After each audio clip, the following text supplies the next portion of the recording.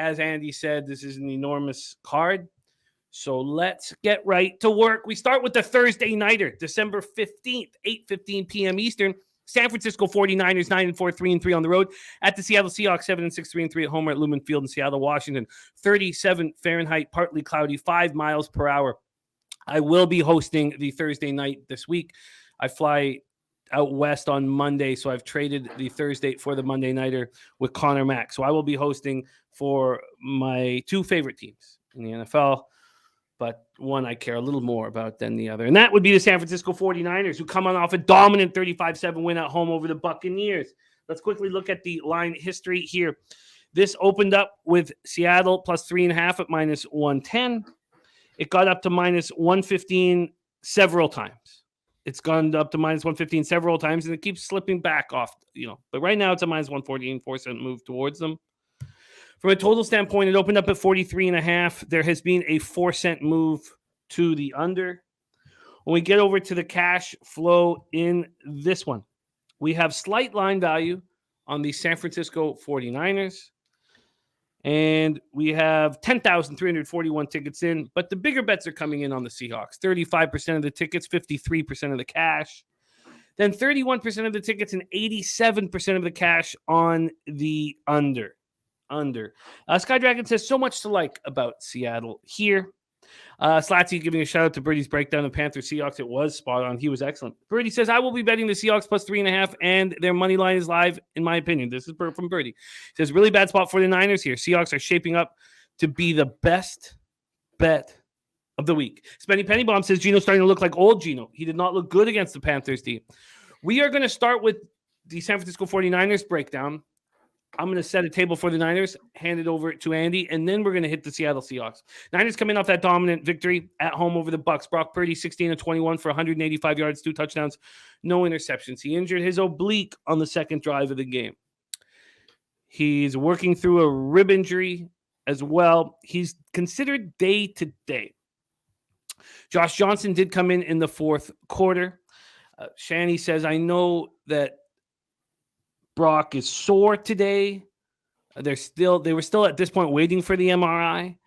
And he says that hopefully the MRI is good today and gives him a chance to play on Thursday. So, but yeah, I'm with everybody in the chat. I don't see how this hasn't got down to 3 yet. I guess maybe it will by game time once limits go up. This is unless you're fully on board with Seattle, just, hey, they're turning into a pumpkin. This is where they should be. And yes, this run defense has regressed. The defense as a whole has started to regress. But this is a very plus matchup for the Seattle offense. It should be a nice bounce back spot for Gino, with a bit of a cluster injury starting to happen in a couple spots for the Niners defense. And like I said to Drew yesterday, I'm like, imagine Brock Purdy plays for 20 years. Imagine he has the Tom Brady career, maybe not with the championships. Like, is this like the best game he'll ever play? It's just everything. And not only that, but Shanahan trusted him. Shanahan had like the most aggressive game plan I've ever seen him put out there. Just like, fuck it, huck it down the field. I don't care if you were drafted in the 7th round. Let's get wild before the half. We're not kicking a field goal. You're throwing it over over this safety to try and score a touchdown. So it was very eye-opening to see that's what they went with. I bet half the reason I bet on the Niners was because of the, we haven't got to see what the game plan is with Purdy yet. I think that's a disadvantage for Tampa. Obviously, it turned out to be a couple of things that kept them going. But yeah, this Seattle team, like Birdie's saying, it's a divisional game at home, one of the last places in the country that has like a super true home field advantage, I believe. And yeah, I'm 3.5 for me. It's just and I understand how they looked last week, and boy, yeah, I'm so close. So many smart people I know bet the Panthers. I was really close. That was one of my regrets, is leaving that one off. But I kind of like the home dog here. Seahawks for Andy plus 3.5 at minus 108. It's available right now at Heritage. Well, do you expect Purdy to be under center when this game fires off here? I do. I don't think the oblique was too bad. He was able to practice in a limited sense here. So he became the first quarterback ever to beat Brady in his first start. McCaffrey, 14 carries for 119 yards, 1 touchdown, 2 catches for 34 yards and a touchdown. Deebo Samuel caught 4 passes for 43 yards and had 4 carries for 21 yards and a touchdown before he was carted off the field with 5:10 left in the second half. Both an MCL sprain and an ankle sprain. So the news is pretty good.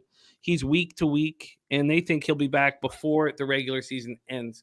Brandon Ayuk caught 2 passes for 57 yards and a touchdown. Jordan Mason had another good game, 11 carries for 56 yards. The defense was excellent.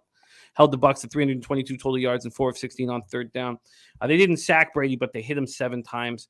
You've talked a bit about some of the injuries, more injuries. Defensive lineman Kevin Givens hurt his knee. That's a MCL sprain. So he's going to be out for a few weeks. Dante Johnson, cornerback, tore his ACL. He's done for the year. Cornerback Ambry Thomas has an ankle injury. Defensive lineman Kerry Hyder Jr. hurt his ankle as well. Shanahan thinks that Hyder will be available to play here. And defensive lineman Samuel Womack III is in concussion protocol, so he won't be available.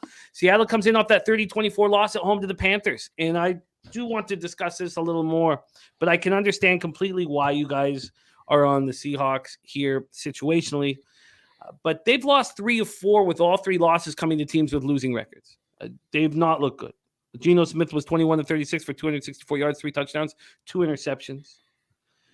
The Seahawks offense only had 287 yards. Marquise Goodwin led receivers with 5 catches for 95 yards. DK Metcalf, 5 for 71 and a touchdown. Tyler Lockett, 5 for 60 and a touchdown.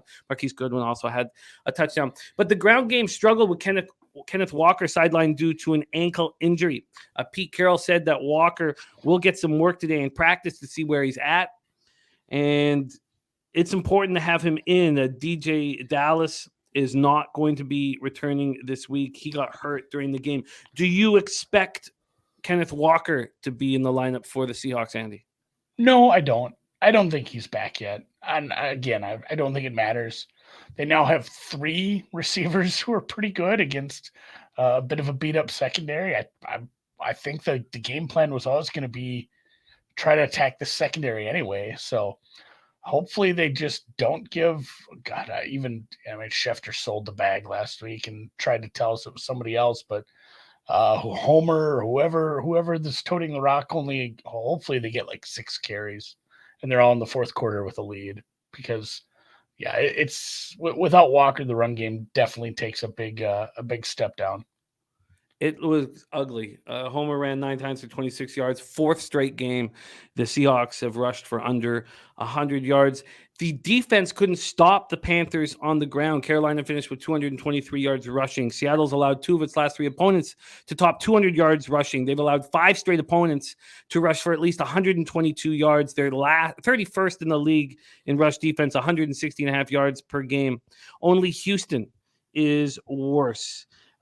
This is the worst Seahawks run defense since the first 6 years of the franchise. Only the expansion team in 1976, allowing 205.8 yards, has allowed more on the ground than this defense is surrendering. You think that that's not going to hurt them? You think that Shanahan will be focusing on dominating them on the ground? And if they're capable of doing that, does that lead you towards thinking about an under as well? A little bit. I do lean under, but I like getting the points a little better here. I do think it's just a close game. The Niners should be able to run the ball, but if they can't get vertical like they did again, the matchup last week, and a big part of it, even with Purdy in, was some of the missing pieces in the secondary for Tampa. The Tampa secondary got just kind of scorched. I mean, and Christian McCaffrey's no normal running back. But I mean, you let a running back beat your ass like a wide receiver a couple times. Like that was a problem. And yes, this defense has taken its lumps the last couple of weeks, but this is a better secondary. So, I prefer the points here. I think Seattle gets it done through the air. 49ers get it done on the ground. Total's probably pretty good, but if this landed 41-42, that wouldn't surprise me. It kind of feels like it's a fairish number.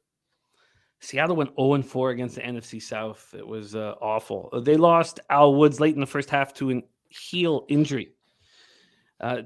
Shelby Harris, another defensive end, missed the game due to an illness. So they took out 2 of their better run stoppers, and it was ugly. Woods is dealing with an old injury, a sore Achilles, not a rupture sore, but a sore Achilles. And they're going to see how he goes this week. So if Woods is in, then I agree with you. I think that Seattle is the play.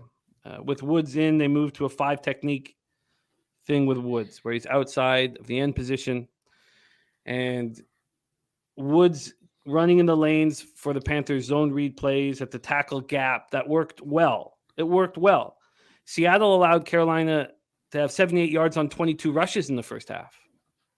When Woods got hurt, they went for 145 yards on 24 carries, 6 yards per rush after halftime. So Harris is still sick. Carroll thinks that it's just a 48-hour virus that went through the Seattle locker room over the last couple of weeks. So he expects Harris to be in the lineup. But if Woods is not in the lineup, I don't want Seattle. I think I just think they're too vulnerable. But I understand situationally this works here for Seattle. Birdie says no Debo either. You can stack and double Ayuk. You then force Purdy to win with wide receivers that are not real playmakers. There's Not Flush Allen, Jedi for life. Thank you guys for joining us. Coin says Westgate is showing a -3 at -120. That's wild. If Westgate is showing that, then that's available for you to. No, I guess you want the 3.5, of course. What am I talking about? All right. Well, that is the spot. I find that very interesting that you think that the over is in play. That's going to slow me down on unders and in the division with the Niners. I mean, it's up to 44 at Chris. It's shown a little bit of life towards the over, which I don't fully under. I think this number's fine. I think this total's fine.